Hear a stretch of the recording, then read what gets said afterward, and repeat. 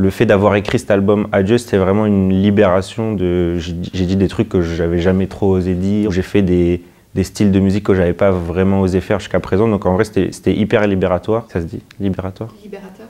Moi, je préfère dire libératoire.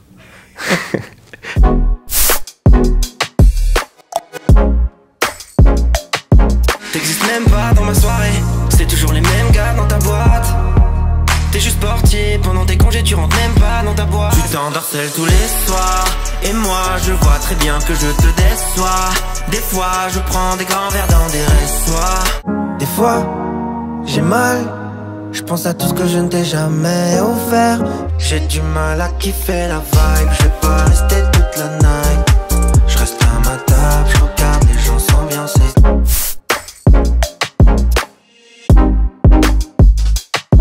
Dans le CD, matériellement parlant, c'est un personnage qui chante, qui intervient, avec qui j'interagis pendant tout l'album. Si tu veux parler de ta vie, de ce qui te touche au cœur, si t'en as envie, appuie sur l'interrupteur. Au-delà de ça, c'est plus mes vieux démons de quand j'étais plus jeune, des moments de doute, etc. Donc je me suis repris, Ruby c'était mes démons, c'est bon, je leur ai dit adieu. L'album Ruby, c'était vraiment juste un moyen de un peu mettre tout ça sur la table pour pouvoir m'en débarrasser. J'ai pu tout écrire sur un papier et pouvoir jeter ce papier à la poubelle, c'était vraiment cool.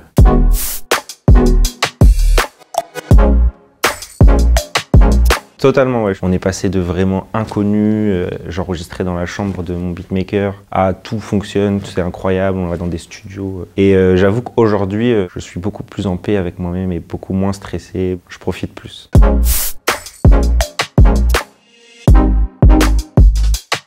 Le fait d'avoir écrit cet album Adieu, c'était vraiment une libération. J'ai dit des trucs que j'avais jamais trop osé dire. J'ai fait des styles de musique que j'avais pas vraiment osé faire jusqu'à présent. Donc en vrai, c'était hyper libératoire. Ça se dit libératoire? Libérateur.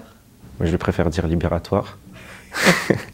C'était grave libérateur. Et ouais, non, je pense que c'est ce qui a emmené ce semblant de paix intérieure, j'ai l'impression.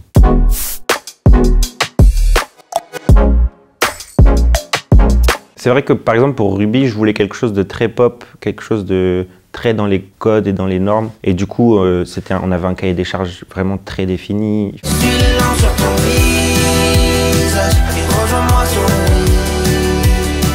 Mais c'est vrai que sur Adieu, franchement, c'était nos limites. Hein. C'était incroyable. On a ajouté des musiques dans l'album, genre 2 jours avant d'envoyer les pistes au master et tout. Enfin, c'était vraiment une cour de récréation incroyable.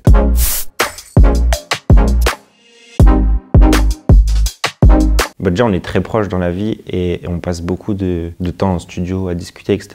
Et on vient de province tous les deux. C'était compliqué pour nous d'arriver à Paris, de faire une place à Paris. Donc on se retrouve sur plein de points. Et ça, c'était juste un délire. Il y a des gars dans la musique qu'on ne trouve pas bons. Et peut-être que s'ils se faisaient aider par l'intelligence artificielle, ils seraient meilleurs. Mais pourquoi ne le font-ils pas? On s'est posé la question, on en a fait un titre. Et à la base, c'était vraiment juste pour passer la soirée. Et au final, j'ai trouvé ça incroyable, donc je l'ai mis dans l'album. Mais oui, on a la même vision de la vie et de l'industrie de la musique. Avant de partir, je ferai un livre avec tous les dossiers que je connais en jeu. Avec la liste des fils de pute et ils sont nombreux. Avec zéro stress car ici personne n'est dangereux.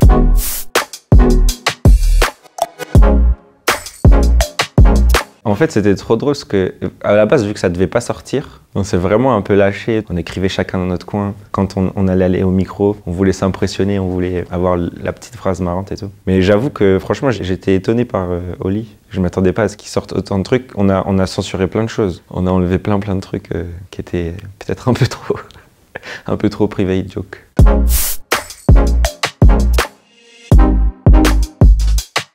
Je constate que pour plein de gens, je suis pas assez street, pas assez plein de choses. Mais j'ai l'impression que pour chaque personne, le curseur change. Donc en vrai, j'ai pas une exacte image de ce que les gens pensent de moi. À l'époque, j'avais un besoin de prouver qu'on sait rapper, qu'on est des bons rappeurs, qu'on a de la culture rap. Franchement, aujourd'hui, je m'en fous, c'est pas grave. Je cherche pas absolument à faire une multisyllabique pour que les gens viennent dire « Waouh, mais il est vraiment pointu ». Je me trouve grave pointu et grave fort.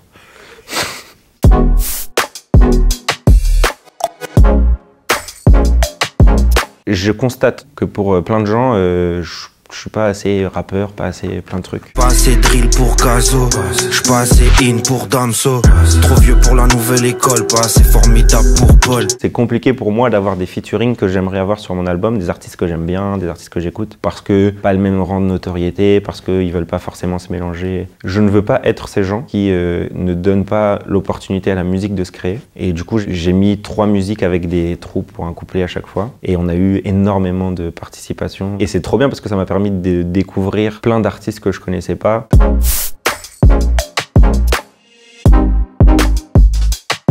J'ai été très surpris et agréablement surpris par le niveau de l'écriture, des top lines des gens, de l'énergie qu'ils mettaient, des idées. Il y a des gens qui rappent sur un truc que j'imaginais pas du tout rappable, ou qui chantent sur un truc où je me dis tu peux que rapper là-dessus.